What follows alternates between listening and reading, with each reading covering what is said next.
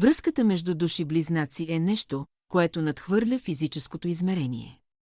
Това е съюз на две души, които са свързани на дълбоко духовно ниво, над границите на времето и пространството.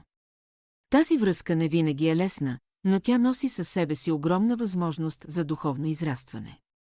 Безусловната любов, която съществува между души-близнаци, е любов, която не изисква нищо в замяна. Това е любов, която приема, прощава и разбира отвъд всяко изпитание или препятствие. Когато срещнем нашата душа-близнак, ние сме призовани да се огледаме дълбоко в себе си. Тази връзка може да бъде предизвикателна, защото душите-близнаци често отразяват нашите най-дълбоки рани и уроци. Но именно в тези моменти на оглед, ние се учим на най-важното безусловната любов към себе си и към другия.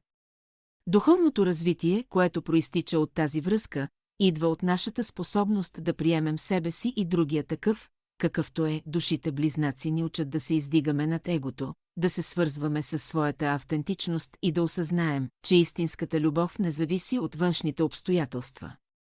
В крайна сметка, връзката между души-близнаци не е само за съюз между двама души. Това е пътешествие към нашето собствено пробуждане и духовно израстване. Безусловната любов, която изпитваме към нашия близнак, е отражение на нашето вътрешно състояние и ни напомня, че всички сме свързани на едно по-дълбоко ниво. Тази връзка е истинско благословение, защото тя ни води към най-дълбоките аспекти на нашата душа и ни дава шанс да израснем духовно чрез любовта.